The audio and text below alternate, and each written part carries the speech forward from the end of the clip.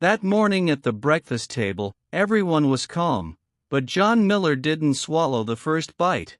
The coffee steam rose slowly. Toast crackled. His roommate Jake laughed at something on his phone. Everything seemed normal. But John's fork hovered frozen between the plate and his mouth. Something was wrong. His throat closed.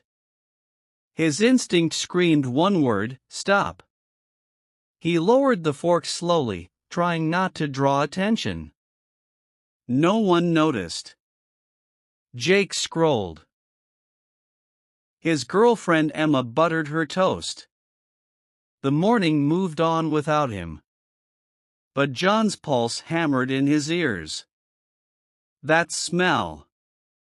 Faint. Chemical. Bitter almonds mixed with something metallic. It shouldn't be there. Not in eggs. He glanced at his plate again. Nothing looked different. But the smell lingered like a warning. His mouth went dry. He reached for his orange juice. Stopped.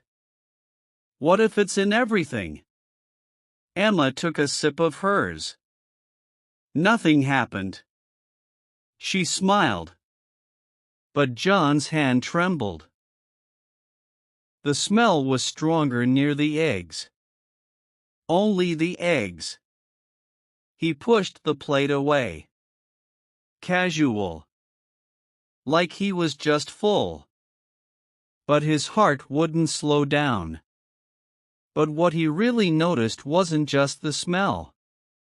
It was the way Emma hadn't touched her eggs either. She'd been eating toast. Only toast. For 5 minutes straight. Jake had finished his plate. But Emma pushed hers around. Made it look eaten. But her fork never went to her mouth. Not once. Their eyes met for half a second.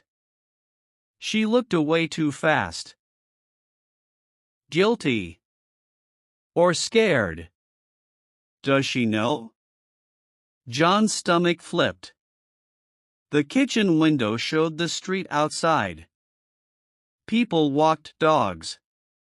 Normal Wednesday morning. But inside this room, John felt like a bomb sat on the table. And only he could see the timer. Right then, everything changed. Emma stood up. Fast. Too fast. Her chair scraped. I'm late, she said. Her voice tight. High-pitched. She grabbed her bag. Left her plate. Still full. She looked back once. At John. Not at Jake. Her expression said something he couldn't read. Warning? Apology? Then she was gone. John sat frozen. Emma knew. She definitely knew. But she left him here. With the poisoned eggs. With Jake. His phone was in his pocket. He could text someone. But who? Police? I think my eggs are poisoned sounded insane. Wait. Don't miss this detail. There was powder on the counter. Near the salt shaker. White. Fine. A tiny spill. Someone had used something powdered. Recently. John's throat tightened. Hey, I'll clean up, John said. Casual. Jake didn't suspect anything. John walked to the sink. Picked up the pan. Looked inside. The egg residue was there. But something else too. A faint blue tint. On one side. Just one side. Chemical. His breath caught. He was right. Someone had poisoned the eggs. But not all of them. Just one portion. Jake's portion looked normal. But the blue-tinged section had been John's. Or Emma's. And Emma didn't eat hers. But the most dangerous moment hadn't come yet. John needed air. "I'm gonna grab something from my room," he said. Jake grunted. John reached his room. Closed the door. Locked it. Pulled out his phone. Then it vibrated. A text. From Emma. "Don't eat anything. I'll explain later. Trust me." John stared at the screen. She knew. He typed back fast. "What's going on?" No reply. He called her. Straight to voicemail. He pressed his ear to the door. Listened. He heard Jake moving. Dishes clinking. Normal sounds. But nothing felt normal anymore. You won't believe this, but John realized the truth right then. Emma wasn't the poisoner.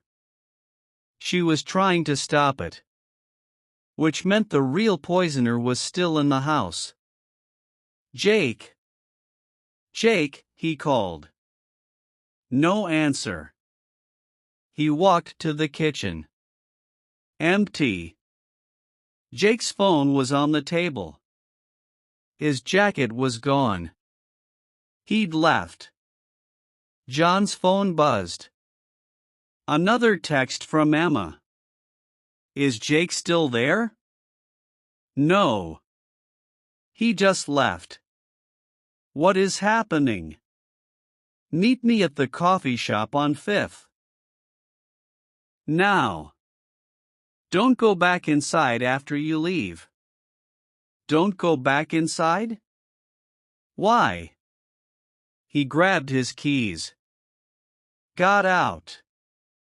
He reached the coffee shop. Emma was in the back corner. Eyes red. John sat down. "Talk," he said. Emma leaned in. "Jake's been stealing from someone dangerous. They threatened him. Said if he didn't pay back, they'd kill him. And anyone close to him." John's blood turned ice. "Someone poisoned our food to get to Jake?" Emma nodded.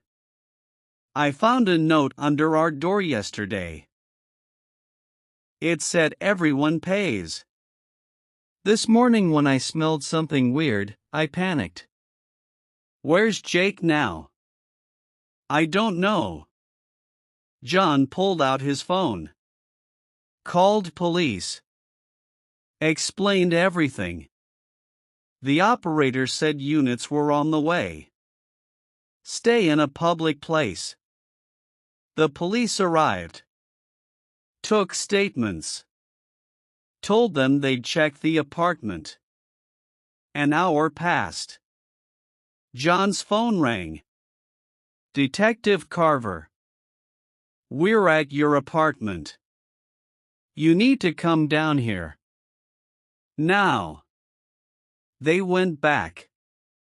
Police cars everywhere. Yellow tape. Detective Carver stood in the kitchen. "We tested the eggs. Sodium fluoroacetate. Rat poison. Lethal dose in your portion. The portion you didn't eat." John's breath left. He could have died. "We found a burner phone in Jake's room. The last text Jake sent said, 'It's done. He's dead.' But I'm not dead. Exactly. Which means Jake thinks you are. We've issued a warrant. Go to your parents. Today. Stay safe. Days passed. Then a week. No more texts. No sightings. 1 month later, police found Jake. He'd borrowed money from a loan shark. Couldn't pay back. The shark threatened him. Kill Jake's roommate or die. Jake poisoned the eggs. But couldn't watch John die. So he ran. Texted the shark saying it was done. The shark was arrested too. John testified. Jake got 5 years. Emma moved out. John moved too. New place. New start. But some mornings he still hesitates before eating. Still smells his food. The survival instinct that saved his life became a permanent scar. Trust your instincts. That odd feeling, that strange smell, that moment of hesitation, don't ignore them.